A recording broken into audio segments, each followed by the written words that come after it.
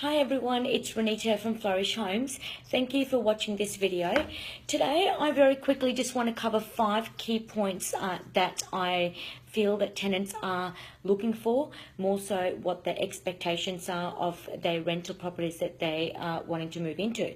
So the first and foremost, landlords and investors out there, what your tenants are looking for, or prospective tenants are looking for, is well-maintained homes.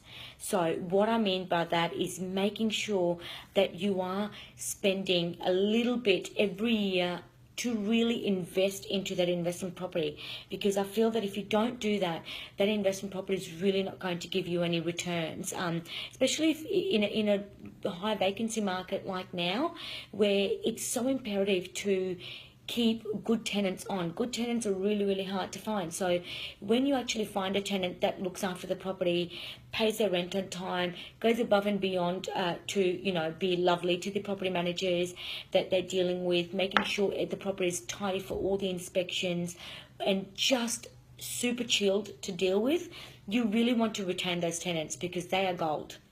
So what I mean by well-maintained home is making sure the shower taps and the taps and the shower roses and things like that aren't leaking. If they are, or if they're rusted, replace them. These are inexpensive things that we're talking about here.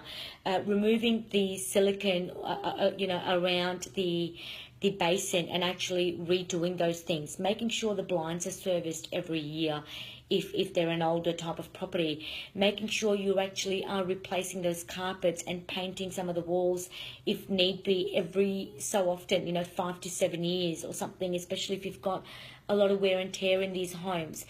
These little things that are things that will help you keep your really, really good tenants on. And the underlying thing is that you would also be able to ask for more rent when it actually comes to that. So you want to make sure that you are keeping in line with the market as the market is going to increase over the next few months. The second thing, and I feel this is somewhat very important, actually I would actually say it's more important than in some regards a well-maintained home to some tenants, are pets.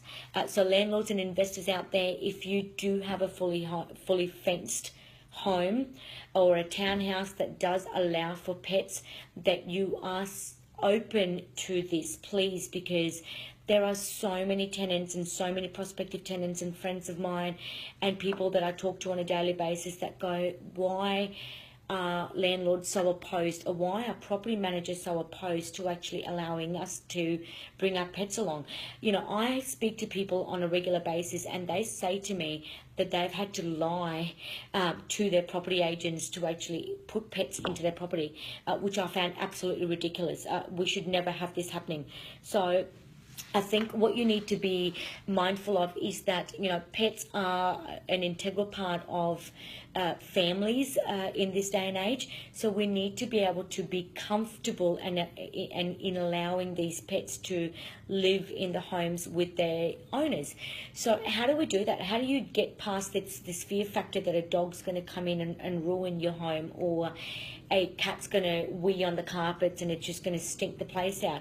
I think you really need to speak to your property manager and see what processes they have in place to make sure that you're at peace of mind, because ultimately you're the landlord and we don't want you being unhappy with the way that the property is maintained. We don't want you to actually be fearful that these pets are going to come and destroy your home.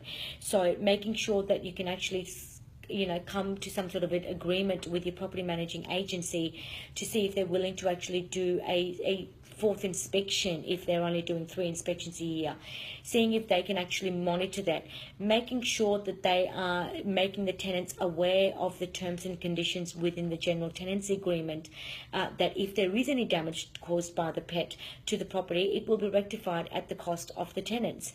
So just those sort of things that you can actually try and speak to and have that open communication with your agency to make your property more rentable. The third point is, number 3, is air conditioning, reverse cycle heating and air conditioning. And if you aren't able to financially afford that over the next financial year, then what I would say is please consider as a minimum ceiling fans. It's it's, you know, going to start getting hot very soon in Brisbane. So now is probably the time to actually see if you can get some really, really great air conditioning deals. And, you know, if not, getting some ceiling fans installed. Every single bedroom in a lounge room is really a must. A lot of tenants are knocking back properties if your property won't have these two things. The fourth thing is security screens or fly screens. So this, I'm not talking CrimSafe. If you wanted to install CrimSafe, fantastic. What I'm talking about is the basic security screens with the bars on them, or the grills, or even at a bare minimum fly screens, especially with the number of bugs and insects we have coming out in summer here, and also the security screens more so purely for the security purposes. So, you know, if you're living on a main road, if you're on a thoroughfare street, if you're in an area that's slightly got a high crime rate, security screens and fly screens are a must in these situations.